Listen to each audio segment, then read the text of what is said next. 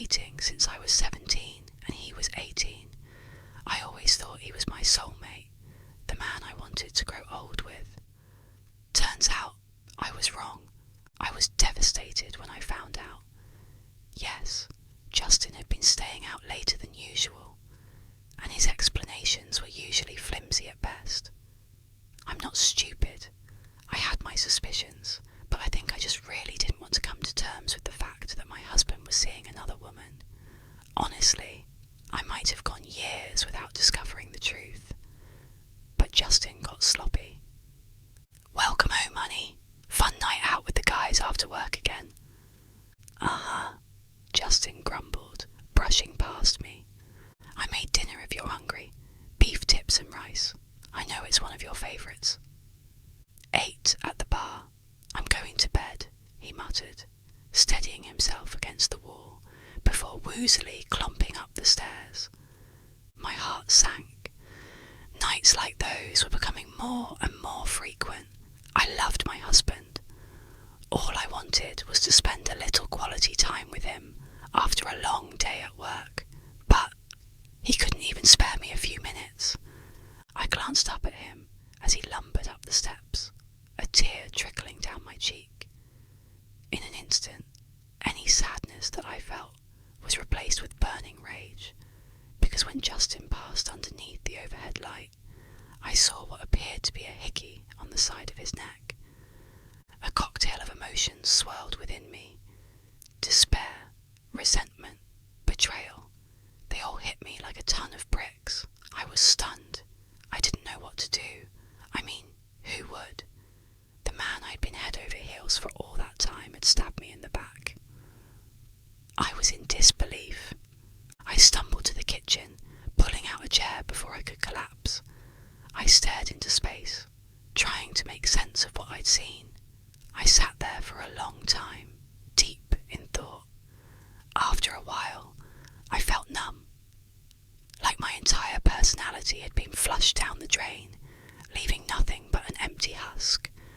Then, a thought flashed across my mind. I'd been mistaken. That had to be it. Just a mere trick of the light. It was a pretty dimly lit hallway after all. Whatever the case, I had to know. I tiptoed upstairs, abandoning my dinner.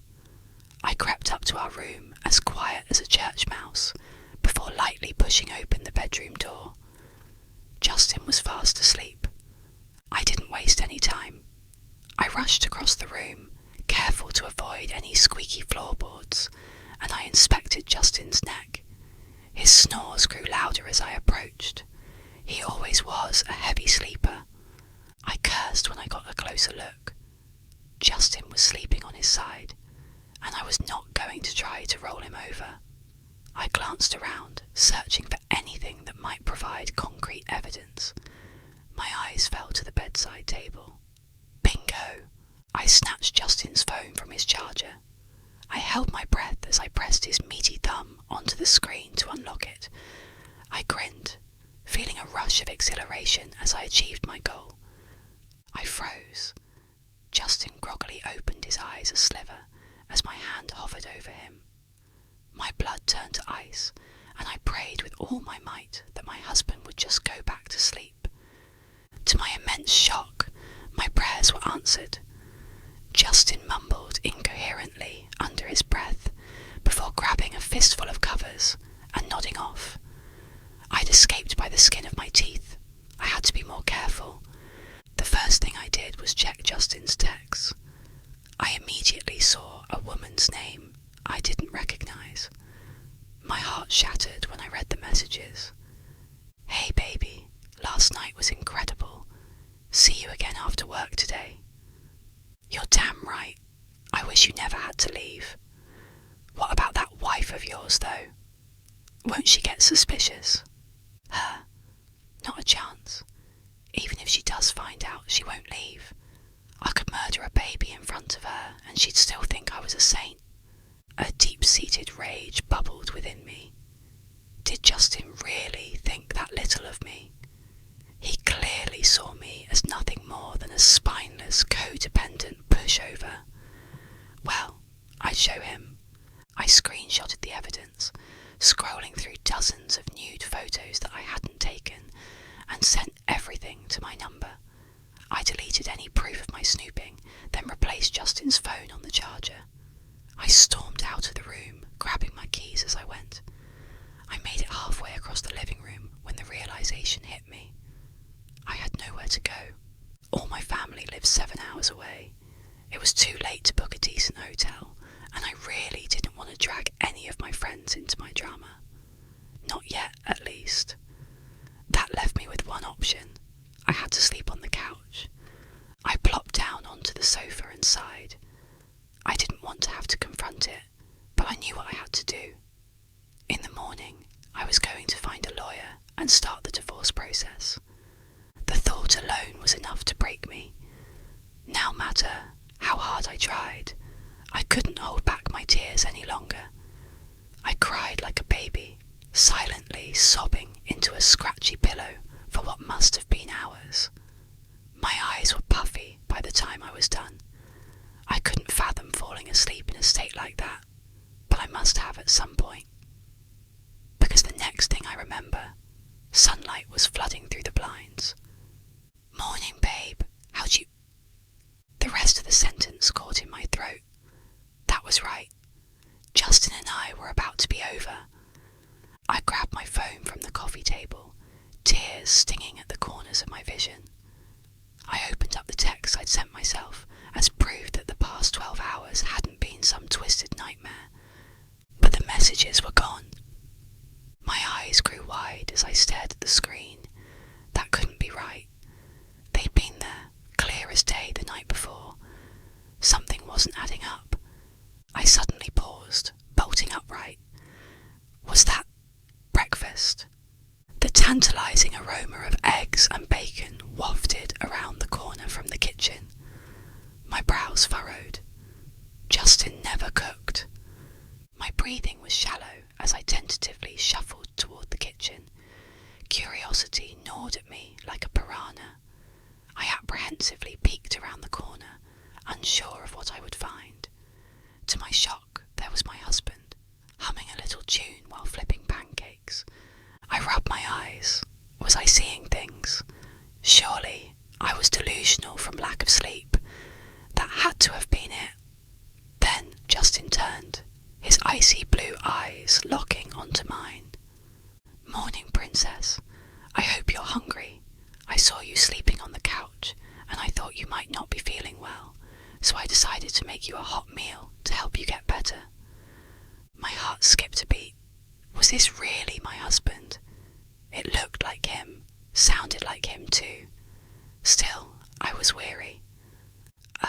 Yeah, just feeling a little under the weather is all. Are you feeling okay? You're acting different." "Never been better. Honestly, I think I've really turned a new leaf," he said, placing a steaming plate before me. "The old Justin is kaput. From now on, I swear, I'm going to be the best husband I can be."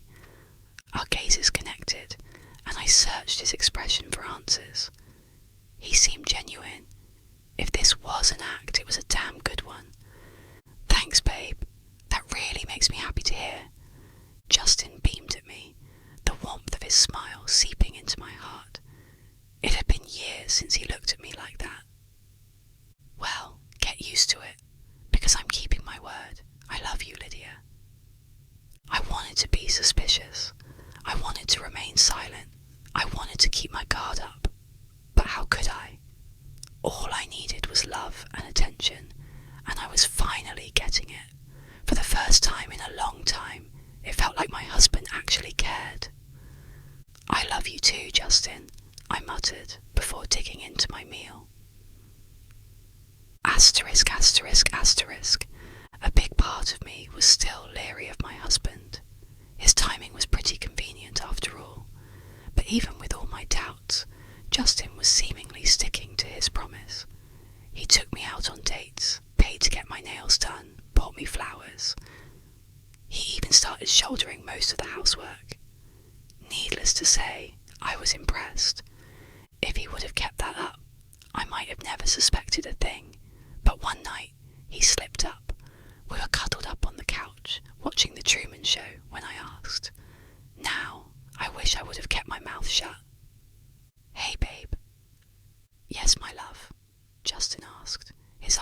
glued to the screen.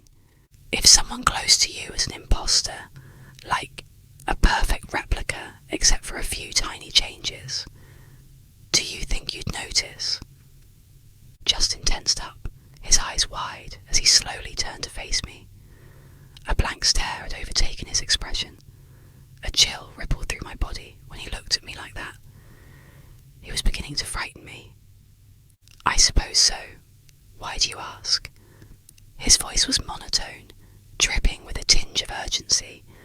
I didn't know how to process his sudden shift in personality. It's the premise of the movie we're watching. I watched as the colour seeped back into his face and he loosened up, breathing a sigh of relief. I cocked a curious brow. Why was he acting so strange? That makes sense. We sat there in uncomfortable silence, shifting our attention back to the TV screen. After a few more tense moments, I couldn't take it anymore. I've got to use the restroom and charge my phone. I'll be right back. No need to pause the movie for me. Justin nodded before grinning up at me.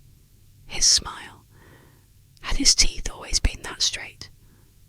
Okay, baby girl, hurry back. Wouldn't want your spot to get cold. Yeah, sure thing. I practically bolted up the stairs, locking myself in our room. I slumped against the door, trying to steady my palpitating heart. What was going on? Was it just me, or was that some seriously freaky behaviour? Either way, I needed a second to calm down. I had my eyes shut, focusing on my breathing when I heard it. My phone was buzzing from inside my pocket. I hurriedly retrieved it, glancing at the screen. Unknown number. I normally don't answer calls from strangers, but something compelled me. Maybe it was intuition, or perhaps I just wanted someone to talk to other than my husband. In the end, I accepted the call. Hello. Lydia Atkins. Speaking. Look, this is going to sound crazy, but I need you to hear what I have to say. Okay. I suddenly jolted up from my spot on the floor and stared at the locked door separating me from the hallway. Loud knocks rattled it in its frame. Lydia, who are you speaking to? Panic surged through me as I scrambled for an answer. It's my mum. Go back downstairs. I'll be there in a minute. That was him, wasn't it? The caller said. That was my husband, yes. Why do you ask? I whispered, putting as much distance between myself and the door as possible. Lydia, I need you to hear me out. Can you promise me that you will? The pounding on the opposite side of the room grew even louder. Lydia, don't listen to her. She's a fucking liar. My stomach began to twist itself into knots. How did he know? I'm listening. I'll hear what you have to say. The woman on the other end of the line breathed an audible sigh of relief. Okay, my name is Adeline, and Justin and I have been seeing each other for about 9 months. That man in your house is not your husband. My blood turned to ice and I began to tremble. No, that couldn't be true. In a shaky voice, I asked the question that will haunt me until I die. How do I know you're telling the truth? There was a long pause, the bangs outside my door reaching a nauseating crescendo. When Adeline answered, I knew without a shadow of a doubt that I was in serious danger. Lydia, for the past week, Justin has been living with me.